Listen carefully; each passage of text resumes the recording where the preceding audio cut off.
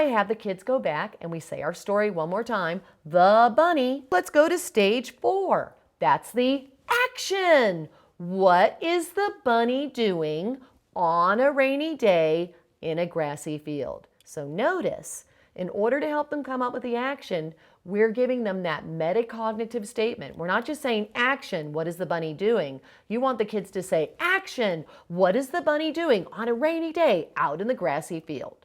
Okay? So, oh, he's munching on some grass. Have the kids say action, they come up with different ideas, they talk to each other, and you pick a stick. What if the students can't come up with an idea? What if they just are looking at you and they really don't have any ideas? Let me show you what you would do. You can use these emotion cards. And what they are is if children have a difficult time coming up with an action in a story, any story will have actions. And what happens is that when characters do things or things happen to characters in stories, it causes them to have emotional reaction. They feel something. So if students can't come up with an idea in their story, you go, let's make it interesting. And then you have someone pick a card. So let's say we had a student pick a card and they said the character was happy. So they're out in this field, it's raining, but they're really happy. What would the bunny be doing if he's out in a field on a rainy day and he's really happy? You have the students talk to each other and you will find they will come up with so many more ideas because that emotion triggers better ideas than just sort of in their brain thinking, I don't know, what's the bunny doing? So it's a great way to help guide them and get them to their ideas. So let's say that you chose a stick and someone said the bunny was rolling in the grass because he was having a fun time. So now we're going to draw a picture of the bunny rolling in the grass, but it's a very quick picture. I can barely even see the bunny because I'm not even drawing him. I'm just drawing circles because this is a fast sketch. We go back and we say, let's read our sentence. Ready, everyone? The bunny rolled in the grass. Say it again. The bunny rolled in the grass. I could have said the bunny was rolling in the grass, but that's not an active verb. When writing is written for a narrative, you want past tense, but was rolling, that's weak. By just saying rolled, that's going to make a more active verb for your students to learn how to write. So let's go back and let's say it again. The bunny rolled in the grass. Say it again. The bunny rolled in the grass. Now you have the students turn and they say the sentence to each other. Once they say the sentence, you can go back and you can go to step 5. All right, we have our sentence. Let's go to step 5. Add fancy words.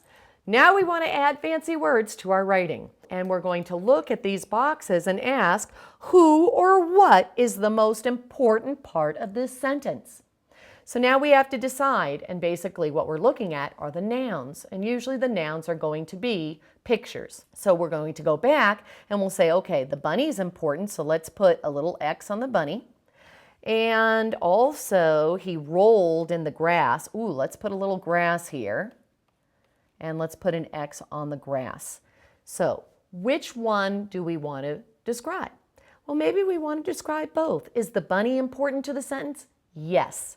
Now, he rolled in the grass, so if he's rolling in the grass, is the grass important? Yes. Well, then let's describe both of these parts of our sentence. Now let's go over to the bunny and let's ask, what kind of bunny would be rolling in the grass? So notice I'm using what kind of, I'm using the context of the sentence.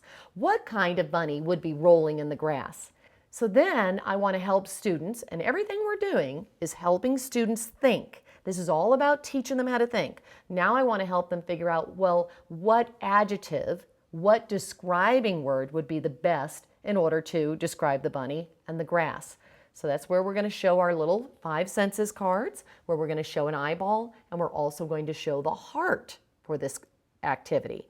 The 5 senses means I'm going to describe how the bunny looks, feels, smells, tastes, what they sound like, or the heart is for what the bunny, how the bunny feels, or the bunny's personality. Those are the different categories that you would go to. You would go to 5 senses, or the personality, or the emotion of the bunny. We'll ask our question, what kind of bunny would be rolling in the grass? So now we'll say, would it be better to tell you in this sentence what the bunny looks like his color or size or shape? Or would it be better to tell you what kind of personality he has, like he's silly, he's crazy?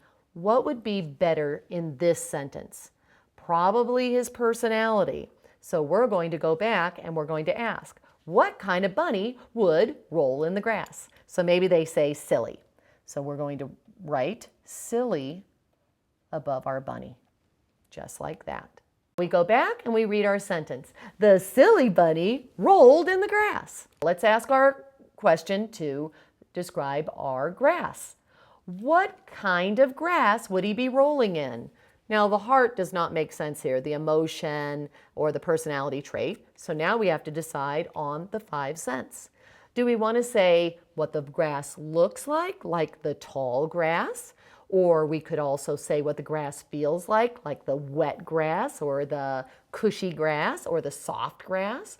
We could say what it smells like. What would be better? If you're rolling in the grass, what would you think would be best to describe? What it sounds like or what it looks like and feels like? Probably looks like and feels like. It's tall grass and it's soft. That's what you would roll in. So let's do that. But before we start, one other thing. He's a silly bunny and it's raining out. I could say soft grass, but really, what's the best way to describe this grass because it's raining?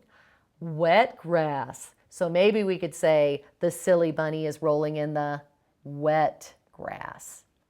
Let's read our sentence. Ready? The silly bunny is rolling in the wet grass. Say it again. The silly bunny is rolling in the wet grass. Now that we have a complete sentence, my kids will grab a red crayon and we will put our crayons in the air and say, punctuation time. And now we're going to go to our organizer and we're going to put in our capitalization as well as our ending punctuation mark. Let's go over here and we're going to look at our organizer. The silly bunny. What's our first word? The. It's the beginning of a sentence. What do we need to do at the beginning of the sentence? Capitalize the beginning of a sentence and always put a stop at the end. Capital, stop. Capital, stop. So what do I need at the beginning? A capital. Let's write the word the. And why do we need a capital? So we're going to write the word the so that when we write it out in our sentence, we can remember it needs a capital. Let's go back now. The silly bunny rolled in the wet grass. I'm done with my sentence. What do I need? Everyone, put your fingers in the air and go, period. So now we go, period. Our organizer has the subject, the predicate. It has descriptive language, silly, wet, and now we also have our capital with the word the and our stop, our period at the end of these boxes. The kids will now orally rehearse over and over this sentence, and once they can say it with ease and with fluency, then I will tell them to write it. So they go, the silly bunny rolled in the wet grass. The silly bunny rolled in the wet grass. All right, write it out, and now they'll write it on their organizer. Remember, at this stage, they should be able to independently write a sentence on their own. You can walk around the room and help students that need a little scaffolding, a little help with sounds, whatever it may be, and they'll write down on the lines below. On page 141, you'll see a sample. Let's go over to our first grade writing, where the students have drawn the 2 boxes. They have their capital for the. They have silly here for their dog, and he was rolling in the sticky mud, and they have a period there. So now we have the silly dog rolled in smelly mud. Now notice there was smelly and sticky here. Many times I'll write out several different descriptive words and kids will choose the one they like best. That's the end of stage 1. Now review those stages and see if you can write your own sentence as a practice activity. And then we'll move on to stage 2.